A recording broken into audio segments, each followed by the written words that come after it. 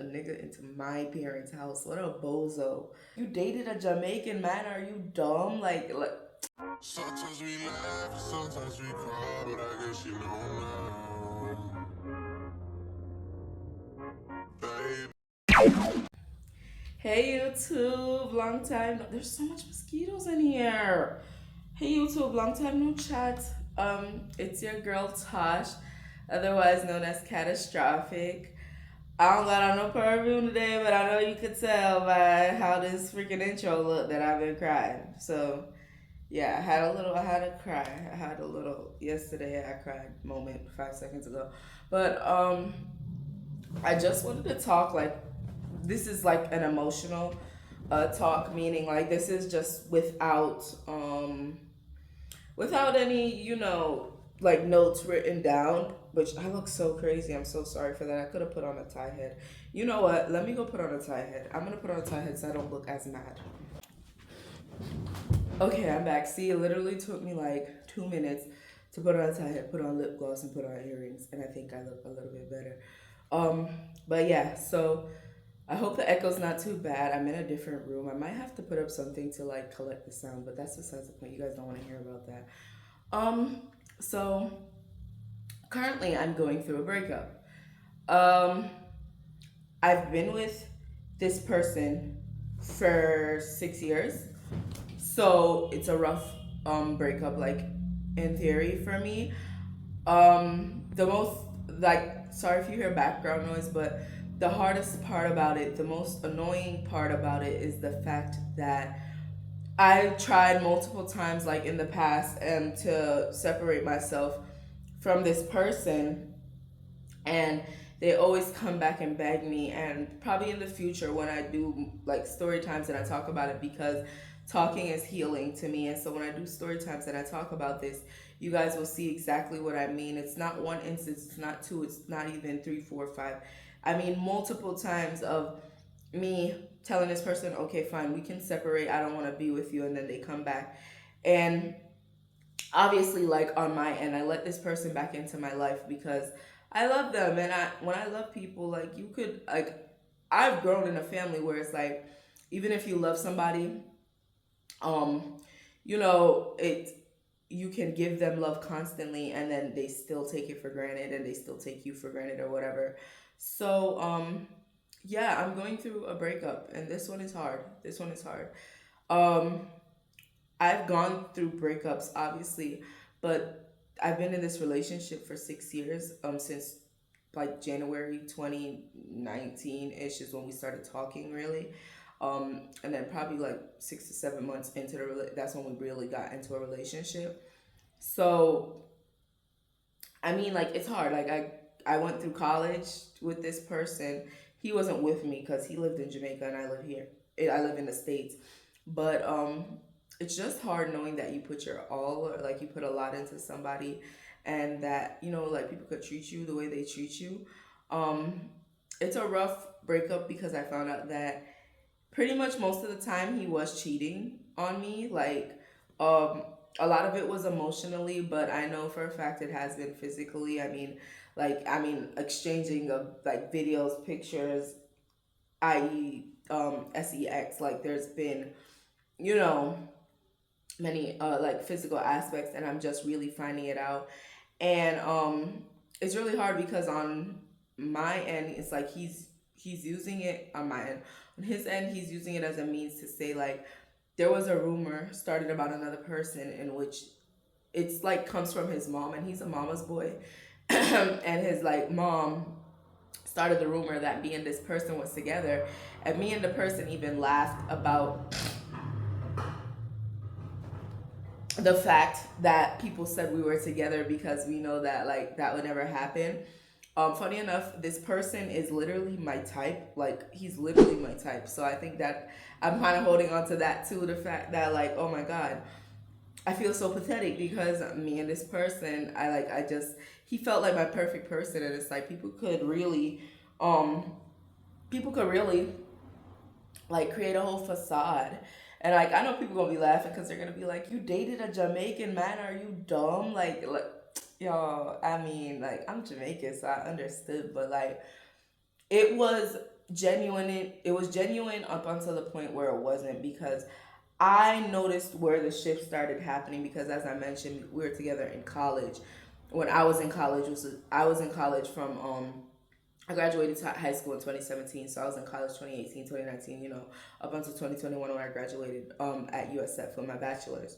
So we were together that whole time, and I could kind of even pinpoint, like, I don't delete stuff, and I have like WhatsApp messages. This is my old phone, and on this phone there's WhatsApp messages from when we were first talking, and like on each phone, because he's had several different phones. Like, he used to even talk to me on his mom's phone because he broke his phone at one point and he didn't like immediately get back a new phone, and we were talking on that phone. And like, I have all the messages saved from that. And even the thing is too, like, it's just hard because you could feel, I knew I should have cut it off a long time ago and stuck firm to mosquitoes. It's literally him outside making noise with the bike. I knew I should have like stuck firm to the breakup and shit. Oh my god. I knew I should have stuck firm to the breakup and shit, but I never did, because like I said, it's love. And then, like, with the other stuff, like insecurities, like, I feel so like bad about how I treated myself in order to stay with this person, because I even remember there was a point in time where I was telling him, like, please don't break up with me. Like, I don't see how I could survive like being without you. Like he literally was my whole entire heart. So pick me. Choose me. Love me. And then just to know, like, somebody that you thought so highly of can treat you so badly, it really does something to the, like, your psyche, like all it. And I like the healing of a breakup. I know it's nasty and it's hard, but I'm gonna get through it. And YouTube is going to help me get through it, because I'm going to be yapping on YouTube every day, every chance I get. Currently, me and him are cohabitating. Like, we're in the same exact place, which you'll probably learn about that more in like future stories, when I tell future stories about him. But yeah, we were in the same exact place right now. It's my parents' house. Yes, I had moved a nigga into my parents' house. What a bozo. So yeah, we're here and we're in the same exact place. So anytime he leaves, I made a commitment to myself that I'm going to take out my phone and record, even if it's just for 5 minutes every day, and post something to YouTube, because I want to be more active on YouTube. And so I'm gonna commit to that for myself. I'm hoping I have like enough mental energy and stuff to create my little cute because I think they're cute. My cute um what are they, the thumbnails on YouTube and stuff like that, and put in my little cute edits or whatever. But yeah, I just feel like I needed to talk about it. I wanted to make this more of like a video where it's like I'm talking to young girls, letting them know about the breakup, but make like, the initial stages of the breakup, make y'all seeing me like all raw and real like this. But yeah, no. I don't think. I think this. I'm just gonna title this "Visual Diary Number One" because this is what it feels like. I used to write on a diary all the time, so maybe what I needed was a visual diary, because I do feel a lot of pressure that I was feeling like come off of my chest. So I'm glad about that. I'm gonna be watching movies all day. Currently, I'm watching Waiting to Exhale. That's one of my favorite movies. Next, I think I'm gonna watch Poetic Justice. If I was your best friend, I want you around all the time. I want you around me all the time. I'll be your best friend. If you promise you'll be mine. After that, I'm either gonna watch Life with Simone on YouTube, or somebody on YouTube. I don't know.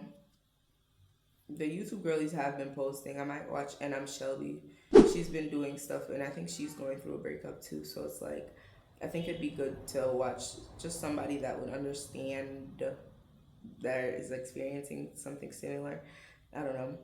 But yeah, this is just me yapping. So like, if nobody ever sees this would probably be good if nobody ever sees this, because baby, all I am doing is yapping about my little heartbreak. Like, everybody goes through a heartbreak, girl, get over it. And I'd be trying not to do that to like invalidate my feeling, but it's just like, it's crazy how you can see heartbreak, understand heartbreak, know what it is, but then like when it happens to you, it feels so personal. It's like you want the world to stop. Like you want the world to be like, oh, this girl is hurting. We need to help her type thing. Because I didn't deserve this. I didn't cheat on him.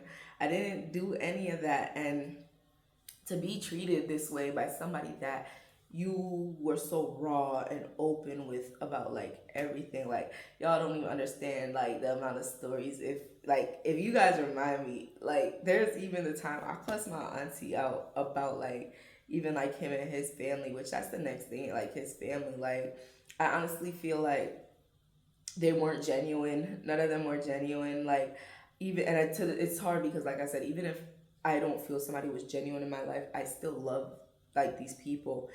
Me and his mom have argued so many times. I still love his mom. Not that I'm gonna be around her and be in her face. That's weird. But I love his mom. His sister, the same thing. Like I love his sister. Her kids, like I don't abandon kids or whatever. So it's like for like a year or two, I might give them something. Not like I don't know. I feel like obligated, I guess, to give them things or whatever.